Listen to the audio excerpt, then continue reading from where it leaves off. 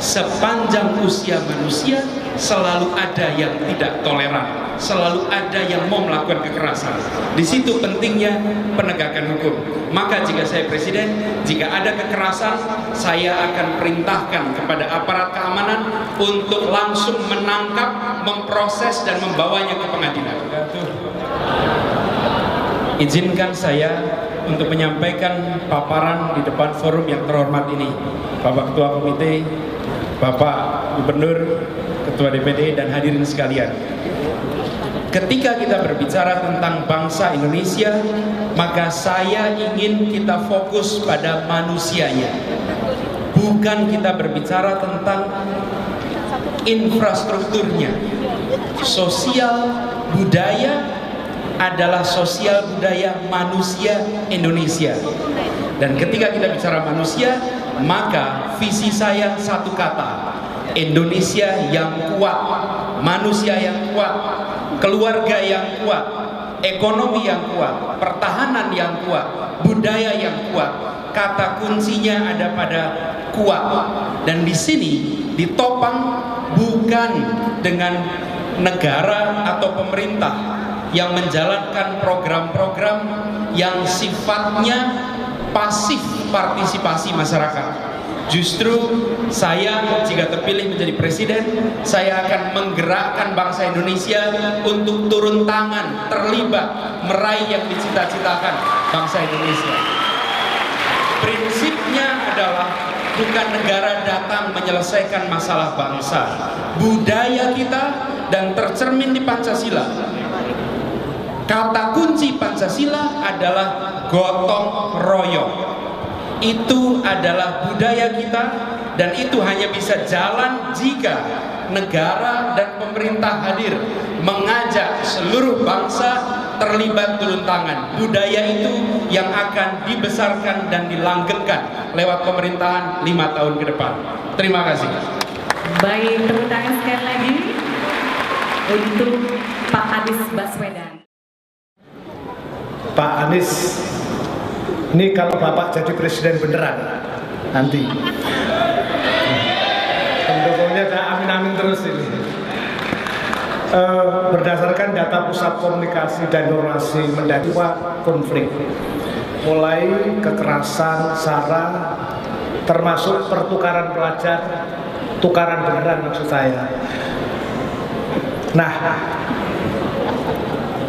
menurut Bapak, kalau jadi presiden beneran, kira-kira bagaimana mengatasi problem konflik yang berpotensi merusak sistem sosial Indonesia?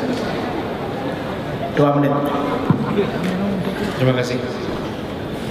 Ketika konflik terjadi, poin paling utama adalah melihat ini sebagai peristiwa kekerasan antar warga negara. Hilangkan label-label itu, karena label-label ini memperumit masalah. Kalau saya jadi presiden, saya akan sebut kekerasan itu kekerasan sekelompok warga negara kepada kelompok warga negara lainnya. Titik. Tidak disebut sebagai konflik agama, etnis, keyakinan. Nomor 1. Yang kedua, membangun suasana yang toleran itu ada 2 jurusannya. Jurusan pertama adalah membangun kesadarannya lewat rumah tangga. Saya akan galangkan kampanye kesadaran hidup bineka di Indonesia sebagai bahan untuk orang tua di rumah mendidik. Yang kedua, sekolah. Sekolah harus menjadi institusi untuk mendidik tentang kebinekaan. Kebinekaan di Indonesia bukan masalah. Kebinekaan adalah fakta. Dan kita sudah beribu-ribu tahun hidup dalam suasana yang bineka. Tapi jurusan yang kedua adalah penegakan hukum. Sepanjang usia manusia selalu ada yang tidak toleran, selalu ada yang mau melakukan kekerasan. Di situ pentingnya penegakan hukum. Maka jika saya presiden, jika ada kekerasan, saya akan perintahkan kepada aparat keamanan untuk langsung menangkap, memproses dan membawanya ke pengadilan. Tidak pandang bulu apakah profesinya, misalnya konflik antar pelajar, antar mahasiswa, proses. Dan bila aparat keamanan mendiamkan, saya akan melakukan demosi, akan ada penurunan. Tapi bila tegas, saya akan melakukan promosi. Dua, satu adalah membangun kesadaran, yang kedua penegakan hukum yang tanpa syarat kepada semua pelaku kekerasan. Baik, beri aplaus sekali lagi.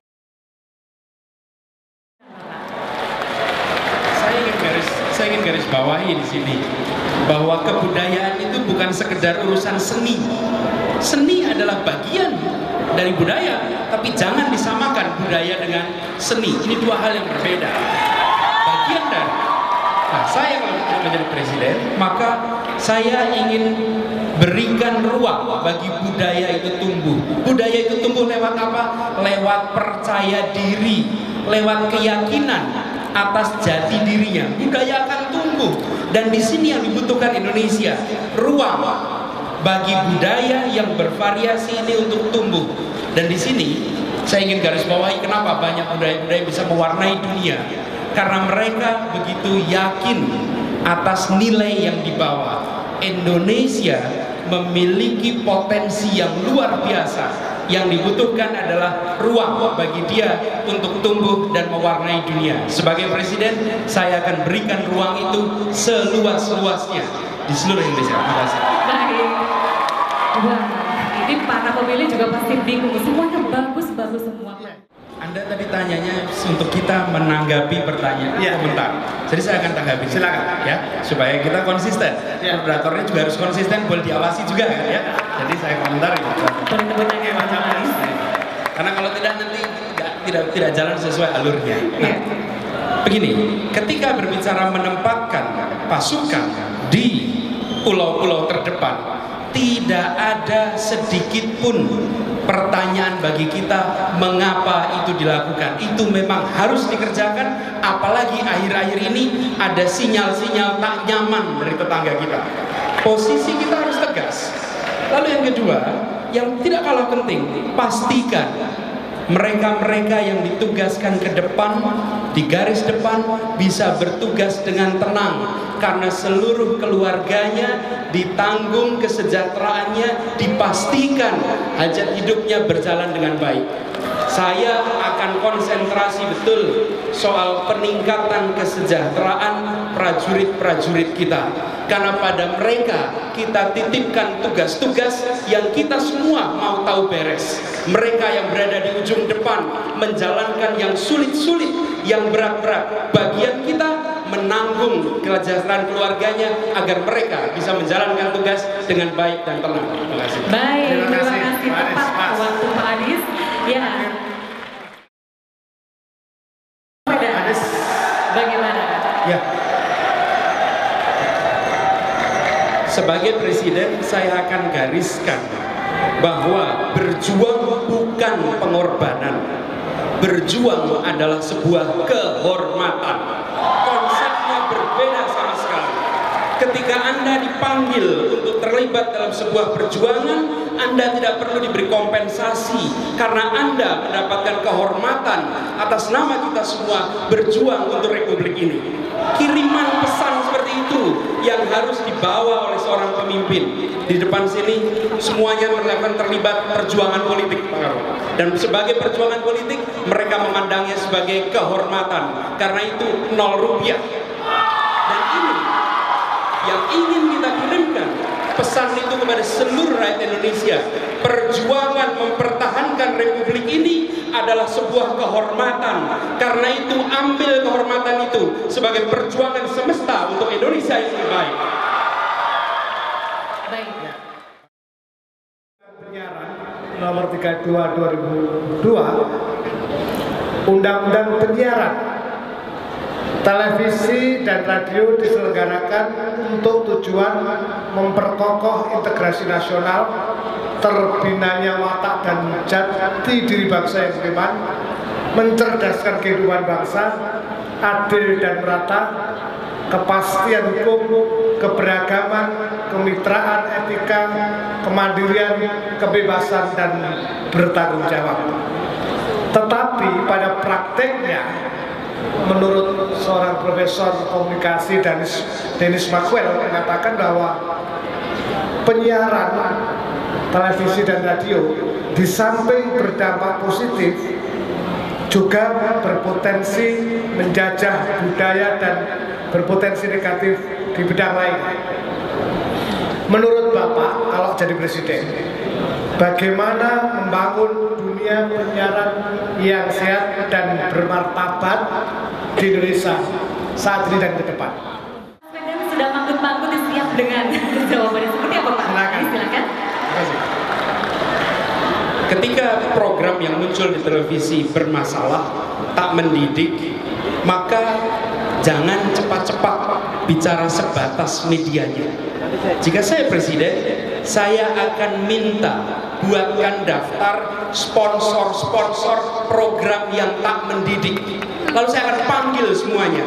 Kalian menggunakan media televisi untuk mengkampanyekan program yang tak mendidik. Saya atas nama bangsa Indonesia ingin kalian sadar, ubah itu. Biayai program yang mendidik, bukan biaya yang tidak mendidik. Jadi bukan diam saja, bukan menyalahkan medianya, ada sebuah proses di situ. Dan sumber paling besar adalah mereka yang mendanai. Dan mereka yang mendanai panggil, mereka juga punya hati. Tanyakan, Anda ingin anak-anak kalian, cucu-cucu kalian menonton program seperti ini? Jika tidak mau, hentikan sponsor untuk program-program yang tak mendukung budaya Indonesia. Baik, terima kasih Pak Anies. Bagaimana upaya Bapak ketika nanti menjadi presiden untuk mendorong warga negara Indonesia untuk menggunakan produk dalam negeri? Setujukah atau ada pandangan yang lain yang ingin diberikan kepada masyarakat?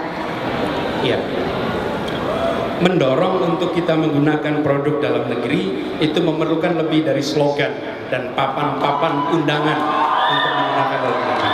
Yang diperlukan justru keteladanan, dan dimulainya dari mana? Pemimpin, presiden, kabinet, seluruh aparatus pastikan menggunakan produk dalam negeri seluruhnya. Dan ini harus dijalankan sebagai sebuah gerakan. Kalau gerakan itu apa? Pakai contoh, ajak private sector, ajak komunitas third sector untuk semua terlibat di dalam penggunaan produk dalam negeri. Yang kedua, yang tidak kalah penting adalah kualitasnya sendiri.